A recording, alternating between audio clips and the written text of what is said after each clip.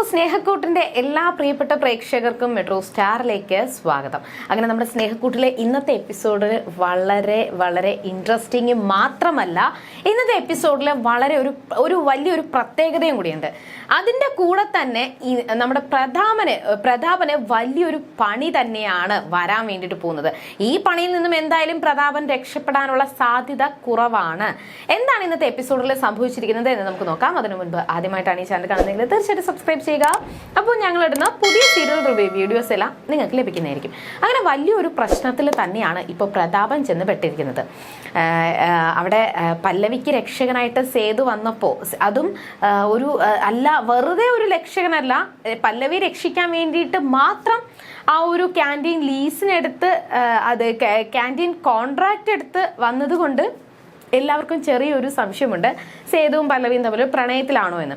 അപ്പോൾ അവരങ്ങോട്ടും ഇങ്ങോട്ടും സംസാരിച്ചുകൊണ്ടിരിക്കുമ്പോൾ ആനി ടീച്ചറും മാധുരി ടീച്ചറും ഇത് കാണുകയും മാധുരി ടീച്ചർ ആനി ടീച്ചറിനോട് ചോദിക്കുകയാണ്, പല്ലവിയും സേതുവും തമ്മിൽ പ്രണയത്തിലാണെന്നാണ് എനിക്ക് തോന്നുന്നത്, അതുകൊണ്ട് തന്നെയാണ് പ്രണയിനിയെ രക്ഷിക്കാൻ വേണ്ടിയിട്ട് ഇങ്ങനെ ഒരു ക്യാൻറ്റീൻ കോൺട്രാക്റ്റ് എടുത്ത് സേതു വന്നത് എന്നൊക്കെ അവിടെ സംസാരിക്കുന്നുണ്ട്. എന്നാൽ മാധുരി ടീച്ചറിനുള്ള നല്ല മറുപടി ആനി ടീച്ചർ കൊടുത്തു. പക്ഷെ ആ സംസാരങ്ങളൊക്കെ ഇങ്ങനെ നടക്കുമ്പോൾ ഏറ്റവും കൂടുതൽ വേദനിച്ചത് നമ്മുടെ ഇന്ദ്രനാണ്. ഇന്ദ്രൻ ഒട്ടും പ്രതീക്ഷിച്ചില്ല സേതുവിൻ്റെ ഇങ്ങനെ ഒരു റീ എൻട്രി. ഇന്ദ്രൻ വിചാരിച്ചത് ഇപ്പോൾ സേതു പുറത്താണെങ്കിലും വീട്ടിലാണെങ്കിലും പല്ലവിയെ തൊടാനായിട്ട് പാടാണ് സേതു ഉള്ളത് കൊണ്ട്. എന്നാൽ കോളേജിൻ്റെ അകത്ത് സേതു വരുമെന്ന് നമ്മുടെ ഇന്ദ്രൻ ഒട്ടും പ്രതീക്ഷിച്ചില്ല. അങ്ങനെ ഒരു ട്വിസ്റ്റ് ആയിരുന്നു നമ്മുടെ ഈ സേതുവിൻ്റെ വരവ്. അത് വല്ലാത്തൊരു ട്വിസ്റ്റ് ആയിപ്പോയി. അപ്പം ആ ദേഷ്യത്തിൽ ഇന്ദ്രൻ നേരെ വീട്ടിൽ പോയി. എന്നിട്ട് നടന്ന സംഭവങ്ങൾ രാജലക്ഷ്മിയോട് പറയുകയും എനിക്ക് ഭയങ്കര ദേഷ്യം വരുന്നുണ്ട്, ഞാൻ അതുകൊണ്ട് സേതുവിനെ വെറുതെ വിടത്തില്ല. പല്ലവിയുടെ രക്ഷകനായിട്ട് കവചമായിട്ട് സേതു നിൽക്കുകയാണ്, ആ കവചം ഞാൻ പൊളിക്കും, അതുകൊണ്ട് ഈ കത്തി കൊണ്ട് ഞാൻ കുത്തി കൊല്ലും എന്നൊക്കെ പറഞ്ഞുകൊണ്ട് ഒരു കത്തിയൊക്കെ എടുത്ത് ഇങ്ങനെ കാണിക്കുന്നുണ്ട്.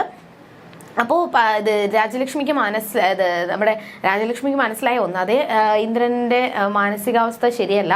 അതിൻ്റെ കൂടെ ഇപ്പോൾ ഇതും കൂടി ആവുമ്പോൾ ഇന്ദ്രൻ എന്തെങ്കിലും കടുങ്കൈ ചെയ്യുമ്പോൾ ആ കടുങ്കൈ അവസാനം ഇന്ദ്രന് തന്നെ പണിയായിട്ട് വരും എന്ന് വിചാരിച്ചുകൊണ്ട് രാജലക്ഷ്മി ഇന്ദ്രന് പറഞ്ഞു കൊടുക്കുവാണ്, നീ ഒരിക്കലും കയ്യാങ്കളിയിൽ പോകരുത്, നീ ഒരിക്കലും ആയുധം കൊണ്ട് കളിക്കരുത്, നിന്റെ ബുദ്ധി കൊണ്ട് നീ കളിക്കണം, സേതുവിനെ എങ്ങനെ തകർക്കാൻ പറ്റും എന്ന് നീ ചിന്തിക്ക്.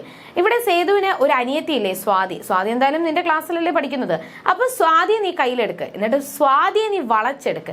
അങ്ങനെ സ്വാതിയെ വളച്ചെടുത്തു കഴിഞ്ഞാൽ ഉറപ്പായിട്ടും സേതുവിന് വേദനിക്കും. സേതുവിന്റെ അനിയത്തി ആയതുകൊണ്ട് തന്നെ സേതുവിനെ മർമ്മം നോക്കി അടിക്കണം, അതെന്തായാലും സേതുവിന് വേദനിക്കും. അങ്ങനെ നമുക്ക് സേതുവിനോട് പഴി തീർക്കാം എന്ന് രാജലക്ഷ്മി പറഞ്ഞു കൊടുക്കുവാണ്. ഇത് കേട്ടപ്പോൾ തന്നെ ഇന്ദ്രന് ഒരുപാട് സന്തോഷം തോന്നി. അങ്ങനെ സ്വാതിയെ വളച്ചെടുക്കാൻ വേണ്ടിയിട്ട് ഇന്ദ്രൻ ശ്രമിക്കുവാണ്.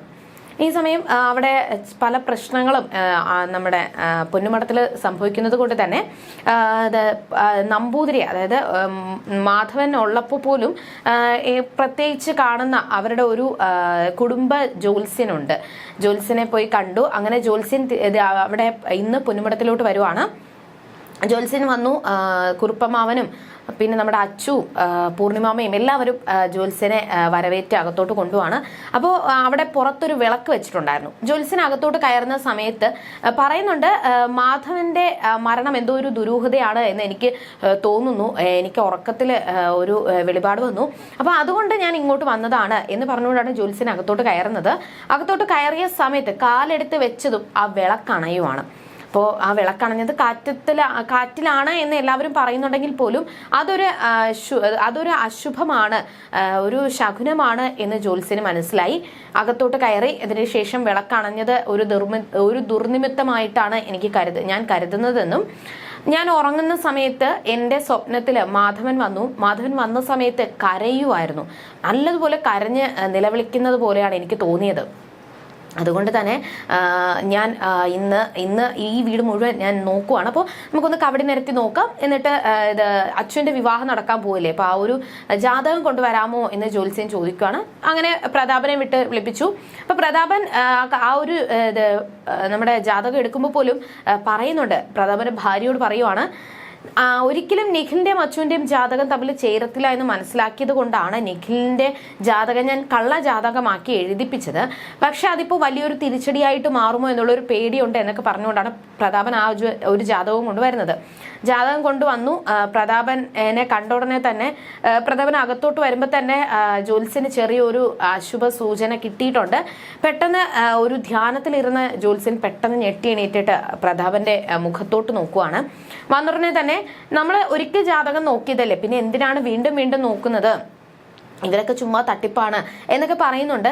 എന്നാൽ ബ്രഹ്മദത്തൻ നമ്പൂതിരിയെ കുറിച്ച് പ്രതാപൻ അറിയാത്തത് കൊണ്ടാണ് ഞങ്ങൾക്ക് നല്ല വിശ്വാസമാണ്, അതുകൊണ്ട് നീ ആ ഒരു ജാതകം കൊടുക്ക് എന്ന് പറയുന്നുണ്ട്. അപ്പൊ പ്രതാപൻ അടുത്ത് വന്ന ഉടനെ തന്നെ ഈ ജ്യോത്സ്യന്റെ മുന്നിൽ കത്തിച്ചു വെച്ചിരുന്ന നിലവിളക്ക് വീണ്ടും കെട്ടണയുവാണ്. അതും ഒരു ദുർനിമിത്തമായിട്ട് ജ്യോത്സ്യന് തോന്നി. പിന്നെ പ്രതാപൻ ആ ഒരു ജാതകം മനസ്സോടുകൂടി ജ്യോത്സ്യന്റെ കയ്യിൽ കൊടുക്കുമ്പോൾ ജ്യോത്സ്യൻ കയ്യിൽ നിന്ന് വാങ്ങുന്നതിന് മുന്നേ തന്നെ പ്രതാപൻ ആ ജാതകം തറയിലിടുവാണ്. അതും ഒരു ദുർനിമിത്തമായിട്ട് ജ്യോത്സ്യന് തോന്നി. പ്രതാപൻ വന്നതും ആ ഒരു വിളക്കണഞ്ഞതും ജാതകം തറയിൽ വീണതും എല്ലാം ഒരു തെറ്റായിട്ടുള്ള സൂചനയായിട്ടാണ് ജ്യോത്സ്യന് തോന്നിയത്. ഈ സമയത്ത് സേതുവും പല്ലവിയും വന്നു. അവർ വന്ന ഉടനെ തന്നെ ആരാണെന്ന് ചോദിക്കുമ്പോൾ ജ്യോത്സ്യനാണ്, ബ്രഹ്മദത്തൻ നമ്പൂതിരിയാണ് എന്നൊക്കെ പറഞ്ഞിട്ട് കാര്യങ്ങൾ വിശദീകരിച്ചു പറഞ്ഞു. അപ്പോൾ ഇതാരാണ് മാധവന്റെ ആ ഒരു കർമ്മങ്ങൾ ചെയ്തതെന്ന് ചോദിക്കുമ്പോൾ സേതുവാണ്. എന്തായാലും ഒരിക്കലും മാധവന്റെ ആത്മാവ് ശാന്തി അടഞ്ഞിട്ടില്ല, ആ മരണത്തിലെ എന്തൊക്കെയോ ദുരൂഹതകളുണ്ട് എന്ന് എടുത്തു പറയുവാണ്. മാധവന്റെ മരണത്തിൽ എന്തൊക്കെയോ ദുരൂഹതകളുണ്ട് എന്ന് ജ്യോത്സ്യൻ എടുത്തു പറഞ്ഞു. അതിനുശേഷം നേരെ തന്നെ ജ്യോത്സ്യൻ പറഞ്ഞു എനിക്ക് മാധവന്റെ റൂം ഒന്ന് കാണണം. നേരെ മാധവന്റെ റൂമിൽ പോയി എന്നിട്ട് ആ ഒരു റൂമിലുള്ള എനർജിയുടെ അളവ് എത്രയാണെന്ന് അറിയാൻ വേണ്ടിയിട്ട് ഒരു യന്ത്രം വെച്ച് നോക്കുവാണ്. അതും പ്രതാപൻ നോക്കി കളിയാക്കുകയാണ് ചെയ്യുന്നത്. അങ്ങനെ ജ്യോത്സ്യൻ നോക്കിയതിന് ശേഷം പറഞ്ഞു ഇവിടെ ഒരു നെഗറ്റീവ് എനർജിയാണ് ഫീൽ ചെയ്യുന്നത്, ഒരിക്കലും മാധവന്റെ ആ ഒരു സാന്നിധ്യം ഇവിടെ കുറവാണ് എന്നും കൂടി ജ്യോത്സ്യൻ പറഞ്ഞതിന് ശേഷം എന്തായാലും കുറച്ച് പൂജയും കാര്യങ്ങളൊക്കെ ചെയ്യാനുണ്ട്, ഞാൻ ചാർട്ടും കാര്യങ്ങളൊക്കെ എഴുതി തരാം, പൂജയൊക്കെ നമുക്ക് ചെയ്യാം എന്ന് പറഞ്ഞുകൊണ്ട് ജ്യോത്സ്യൻ പുറത്തോട്ട് ഇറങ്ങുവാണ്. സേതുവും പലവിക്കും ഉണ്ടായിരുന്നു. അവർ ഒരുമിച്ച് പുറത്തോട്ട് ഇറങ്ങുന്ന സമയത്ത് പെട്ടെന്ന് തന്നെ മാധവന്റെ ഫോട്ടോ അവിടെ തൂക്കിയിട്ടിട്ടുണ്ടായിരുന്നു. ആ ഫോട്ടോ വന്ന് തറയിൽ വീഴുവാണ്. ഫോട്ടോ വന്ന് തറയിൽ വീണ ഉടനെ തന്നെ എല്ലാവരും ഫോട്ടോ തറയിൽ വീണത് നോക്കുകയും ഒപ്പം തന്നെ ജ്യോത്സ്യനെയാണ് നോക്കിയത്. കാരണം ജ്യോത്സ്യൻ പറഞ്ഞത് അതൊരു അശുഭ സൂചനയാണ്, എന്തോ ഒരു ദുരന്തം വരുന്നത് പോലെയാണ്, മാധവന്റെ മരണത്തിൽ ദുരൂഹതയുണ്ട് എന്ന് ജ്യോത്സ്യൻ പറഞ്ഞപ്പോൾ എല്ലാവരും ജ്യോത്സ്യനെ നോക്കുമ്പോൾ അവിടെ ആ ഫോട്ടോ നോക്കിക്കൊണ്ട് ഭയങ്കരമായിട്ട് ഞെട്ടുകയാണ് പ്രതാപൻ ചെയ്തത്.